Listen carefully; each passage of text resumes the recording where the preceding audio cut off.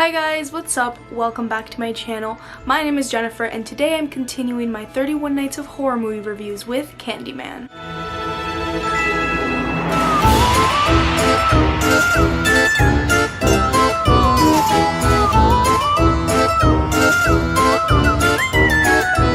Candyman follows graduate students who are researching superstitions in a housing project on Chicago's near North Side. With this investigation, they learn about Candyman and the horrors he brings. First off, I just want to say that I absolutely loved this movie, and this made me even much more excited for the new Candyman they're doing. I heard it's like a direct sequel, kind of like Halloween is with the original Halloween, and I couldn't be more excited for that. Unfortunately, it was moved. Still, hopefully it's worth the wait. But back to my thoughts on this movie. One of the first things that I actually really liked were the characters and the way they were written, and the first thing that pops into my mind is Helen and Bernadette. I thought that they were amazing characters. First of all, they were just really great friends and they were very believable. It never even crossed my mind that they were acting, which they obviously are, but they were very believable, and I think that that's very refreshing to see because this movie does not follow at all any cliches, which I'll talk about later on, and they were really great friends. And I also really liked because I got to care about each of them individually, but I also cared about their friendship. So when one of them was in danger,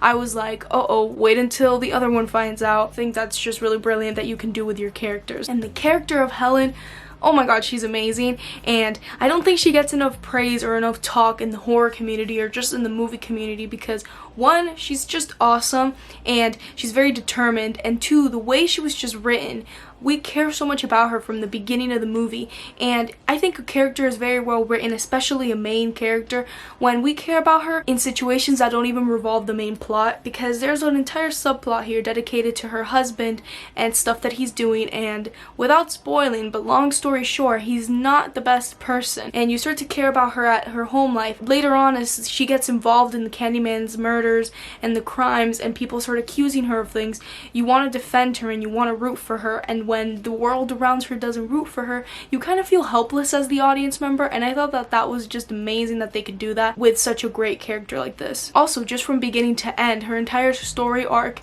and everything that she did in the movie was phenomenal, and I think this is honestly one of the best written horror movies I have seen ever. It's so clever with the way it writes its characters and the way it does things and resolves things, and especially the third act. Wow, that is such a well-written end to a film. And then we have Candyman, and I especially love his voice. Helen.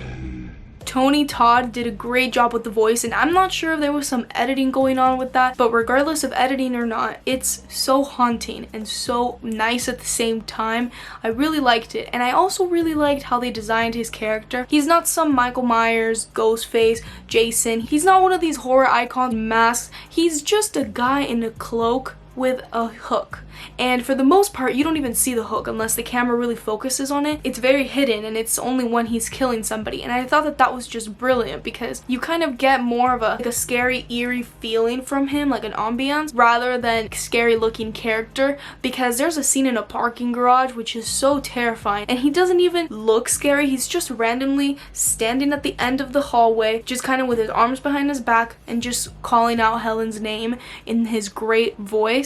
And that right there is just horrifying because it's just a regular looking dude.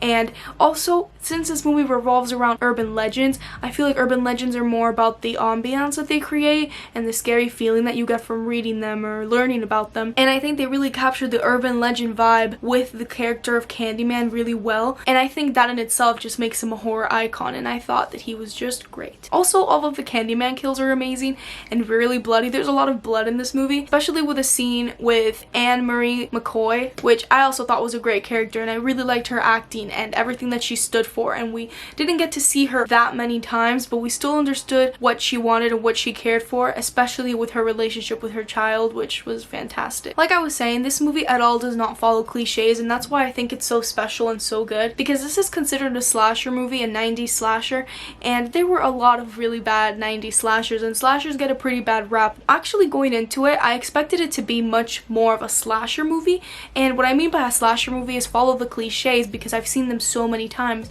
and I'm happy to announce this does not follow any cliches, and it's very much its own original thing. And this movie really cares about storytelling and the psychological aspects of everything that's going on, especially with Helen. And when we dive into Candyman's backstory, it's really a lot about the mind, and I think that that's great what they were able to do. And even with the people in Chicago, like the little boy that always meets Helen, I even thought that he was a great addition to the movie. And a lot of more characters that we meet, like the gang members, all of them really just brought a great ambiance to this movie, and I think this is the best thing because it brings a lot of atmosphere. This movie has an amazing atmosphere, and a lot of it is also due to the camera angles. We have a lot of bird's eye view, especially the intro of the movie is just an overhead view of Chicago, and you really get to understand this area and the different it is from other parts of Chicago that we're more familiar with seeing, and I thought that that was a great job. And you also get, even though they're in this building, in this abandoned building with poor communities, they make a really good sense of showing the architecture, the murals, the graffiti going on, to really get to understand the space that the movie is taking place in. And all this was filmed in Chicago, so that also maybe makes it seem more realistic, which is always better than just shooting in a studio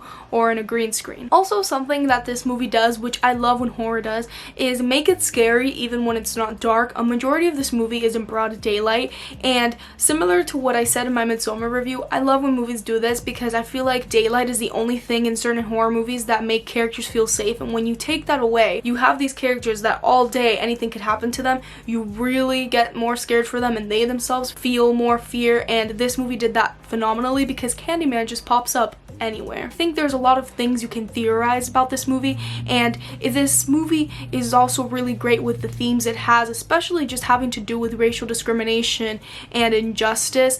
That entire aspect of the movie was just phenomenal on its own, and it was really written into the storyline really well, where it wasn't just unnecessary, and it didn't feel like it was trying to just be woke for the sake of being woke. It was being woke, but at the same time it actually made sense to the plot, and it was a great addition because when you find out more about Candyman's past, you get to kind of understand him better, and I think with the themes of racial discrimination, it just ties in beautifully. Also, I just really have to talk about that score because it is probably one of the most haunting and best scores that I have ever heard in a horror movie ever. It's so haunting, and it feels so different than anything we've ever heard in a horror movie score because it doesn't have the like really fast jumps, which by the way, no jump scares here, which is phenomenal. And it's just such a beautiful score. I could listen to it all day because it's beautiful but haunting. This is just an amazing movie with honestly some of the best themes in horror movie, best acting, and just best finales ever. The finale of this movie is just incredible. It's just horrifying the entire way through, and I'm going to give this movie an A+.